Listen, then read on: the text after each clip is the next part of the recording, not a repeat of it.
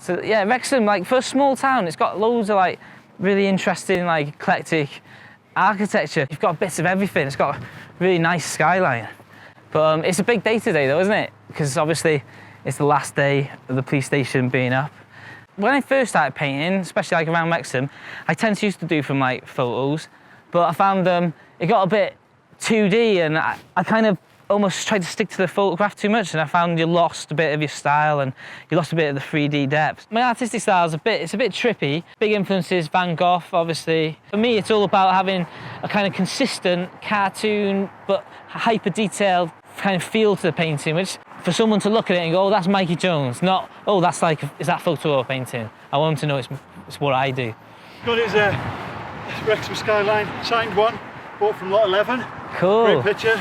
Thank you. Not buying the Chester one though, because the scum.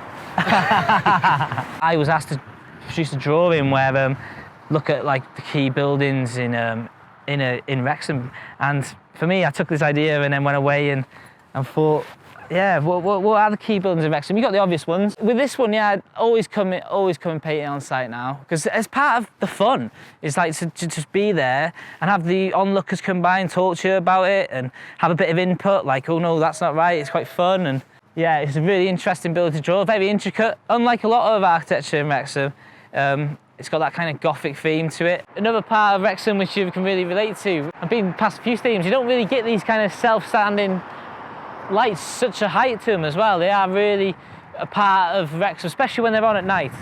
You can see them from like top of Coed Poeth. I've always wanted to climb up them as well. So again, they needed to be in, for me, the Wrexham Skyline, because they're an integral part of it.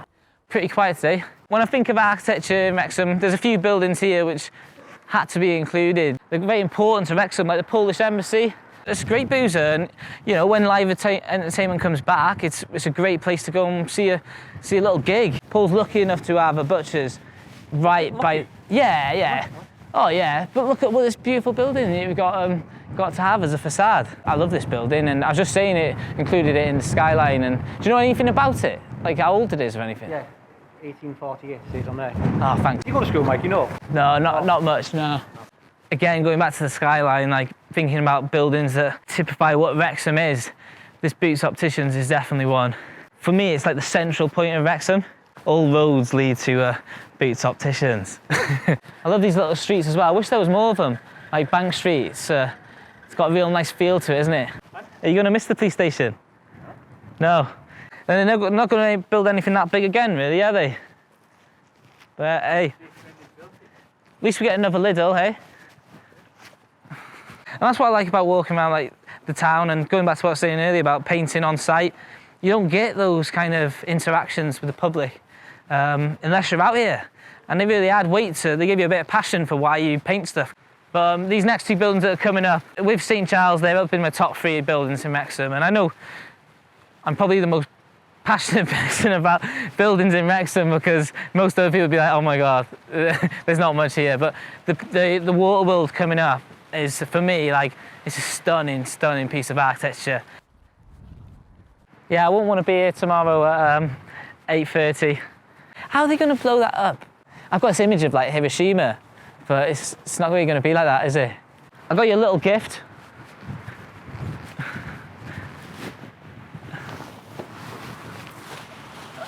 This is the painting I did of the police station. It's a print. The original's in the new police headquarters in Cly. What a building. It's painted from the other side. The reason the grass is so yellow is because it was really hot that summer and the grass is actually burnt outside, so I thought I'd capture that.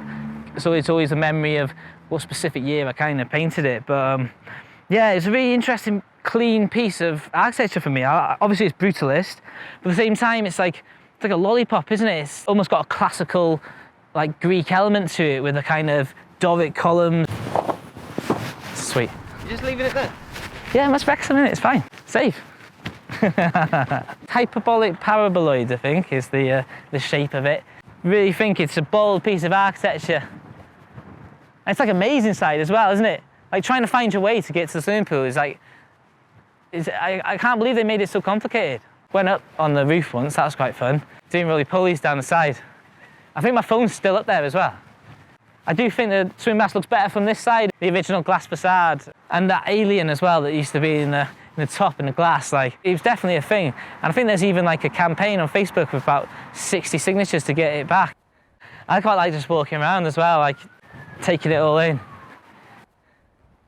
As Avon Jones, the recent Crime Commissioner for North Wales, said, he is going to miss the people and the place, but not the building itself, because it wasn't very practical. And I really got a feel for that when you went in it. All the spaces were tiny, and yeah, it was really dark, and it smelt damp, and there's loads of flies on the windowsill. Like, it was about this deep of flies. Part of me was excited by the fact it's getting blown up, because it is like, for me, it's like a crescendo. It's like the end of an era.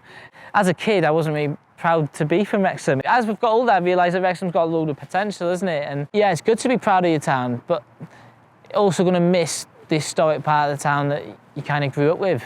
It's of its time and probably does need to disappear, but saying that, I'm still going to miss it.